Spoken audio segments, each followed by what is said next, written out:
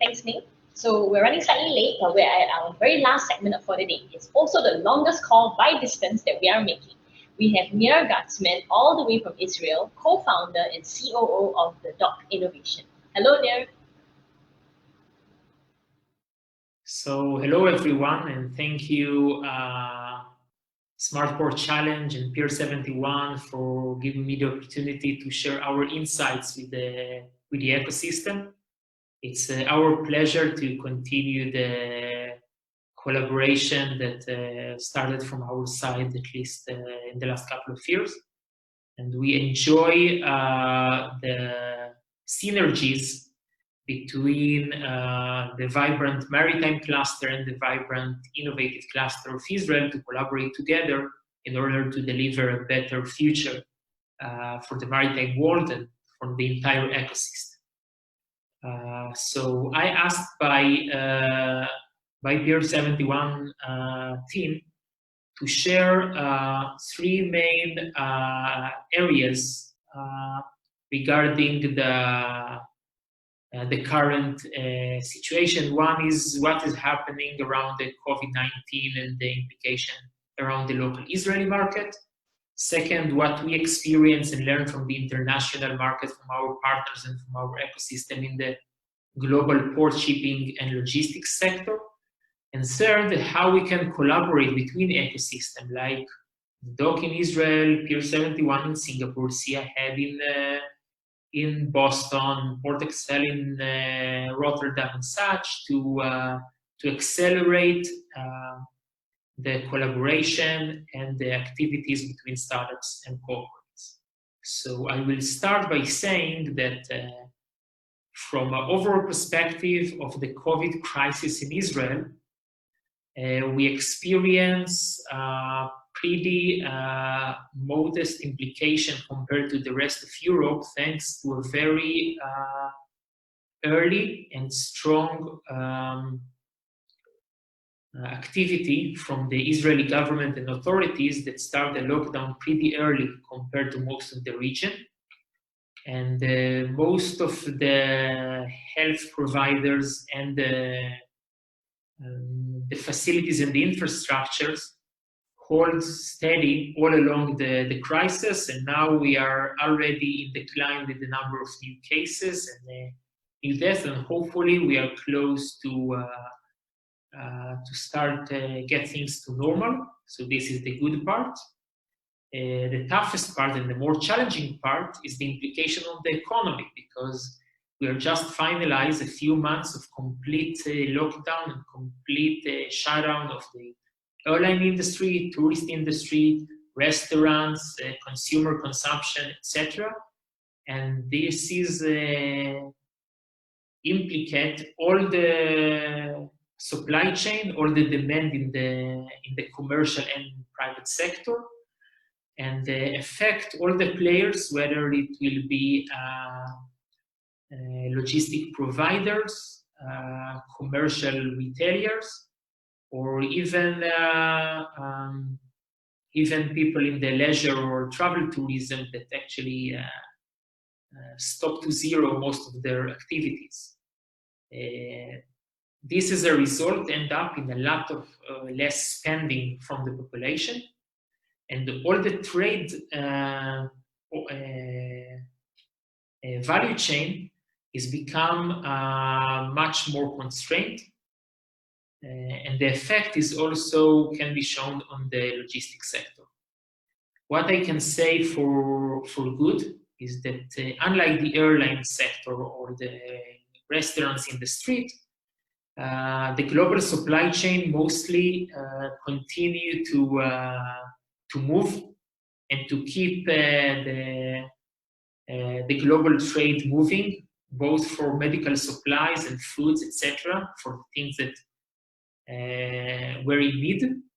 And it's mostly thanks to the responsible management of the global corporates and governments around the world, as well as the average sailors and sea workers all around the world. There is a few millions of them that face a tough situation without any opportunity to replace teams and to come back home during all this crisis, and help all of us to keep the routine smooth as possible. So I want to leverage this opportunity also to thank them everywhere around the world and also around our participants. Regarding what we experience from the global maritime sector, corporates, ports, shipping companies. I can share with you that as we also host a webinar series dedicated for this specific issue in the dock in the last couple of months, we experienced many cases where the COVID-19 era is actually played as a digitalization catalyst for the market, from the sole reason that without a digital platform that enable trade flow, cargo release, cargo monitoring, without face-to-face interaction and the physical attendance of agents, etc., is mandatory in order to keep the supply chain moving alongside keeping the social distancing restrictions. So in this respect, there is some companies that dealing, for example, with streamlining an AI platform for custom clearance, for digital bill of lading, for help in ship navigation and collision avoidance. That, as I mentioned before, most of the teams are tired and spent a lot more time in the sea in their contract than they're expected to be. And the startups that was in the right spot, in the right time, that can deliver these products and this solution to the market, actually experience a lot more traction than before the crisis. And as the saying goes, never waste a good crisis. I can say that there is great examples that you can see also in the slide that will be around the background from the DOCK webinars that we hosted recently, about companies that together with the corporates that they collaborate with, open new opportunities and new engagement,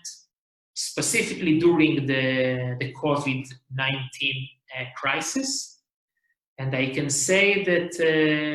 the good part of it is that even people that was risk averse and not ready to accept change before the COVID-19 era find out that they can rely on digital platform and on communication technologies that they are now stable enough, reliable enough, and trusted enough by all parties, from the banks, from the importers, exporters, shipping companies, ports, etc., and can support the needs of the global supply chain. So to give a broader overview of these implications, I can share that from our perspective, some solutions that just a few months ago was nice to have, or sometimes new tools by innovative or ready to adapt corporates around the world to do better marketing for their new solutions, or try to bring traction from the more young generation of workers that entering the industry, like millennials and Gen Z, that are looking for digital platform. Today, there is a widespread acceptance by all generations that digital platforms are here and are here to stay and stable enough to support all the needs. The question is if the startups and the early platform are ready and advanced enough to deliver rapid growth and early roll and fast rollout of their solutions, and to keep the promise running for all their new customers. And this is a big challenge for new startups that try very hard to meet the traction, to scale very fast, to make sure he can support all the new users. And hopefully this will be used by the industry also to validate who is the most talented entrepreneurs and startups out there that can really deliver the promise. The third part that I want to mention that I asked by our partners from Peer71 is how we can collaborate in order to make sure that even during the crisis and less money involved and less capital is free to invest in new platform and in new solutions that help companies to thrive during this back to normal or maybe the global crisis that we are facing in the general economy. I think that now is more important than any time else in the history to keep these tracks open between us, between Peer71, theDOCK, by making in Hamburg and in Copenhagen and see ahead in Boston and such, in order to make sure that once we don't find the best solution in our local ecosystem for the needs of our partners, we can easily and openly find and collaborate with other ecosystems. I don't think that any specific ecosystem can solve the problem of the entire global supply chain, the entire world. There is always a competition between talented and great innovators and entrepreneurs between different areas of the world. And we need to make sure that the best one will prevail and will prove the promise that, as I mentioned before, it's not only a necessity of the specific time, but also a start of a new era, transparent, open, and digital, and hopefully more sustainable maritime world. In order to succeed in this huge vision, we have to make sure that we leverage our resources and assets to support both in our local ecosystem and if there is better solutions out there, so to collaborate with other ecosystems in order to support them. And to give a specific example is that if we learn from our global partners that are both PSA from Singapore and Kirby, the inland barge operator from the US, with ThyssenKrupp as a shipbuilding company from Europe in the middle. We learn from global partners about challenges. And once we recognize such solution in the local ecosystem, this will be great. And if investors or additional partners with the same challenges from Singapore or from Boston want to engage and enjoy the same solution, we are always happy to collaborate, to open our know-how and the startup that we are looking into for the benefit of any other ecosystem, and also the other way around, meaning we are approaching other accelerators and platforms in the maritime sector and also outside of the maritime sector to look for solutions that can best solve the needs of our global partners. And once we recognize such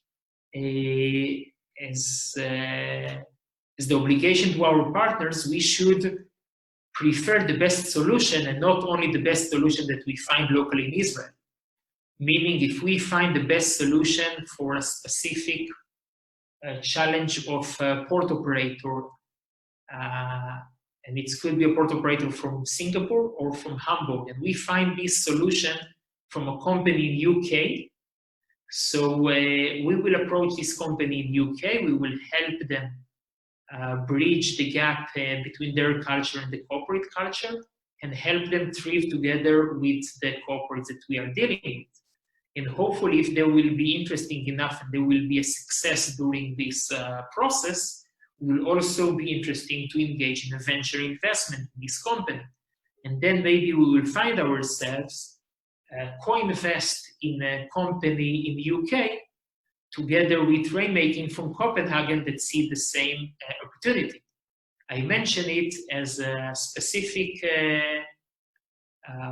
opportunities that I can see in the future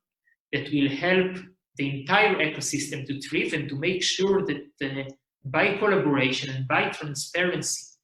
between us, different ecosystems and different geographical patch,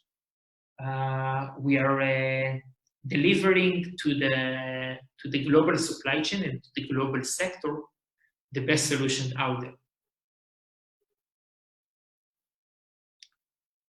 Moreover, I'm openly invite each and every one of you of the participants and the collaborators and the partners of Pier 71 to directly approach us. We are by design easy to approach and open in all our social media platform in order to do it easy as possible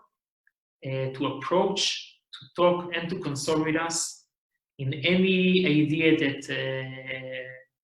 we might get from any of you out there in order to help the entire local ecosystem in Singapore and the global one.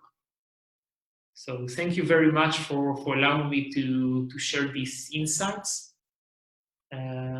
Again, more than happy to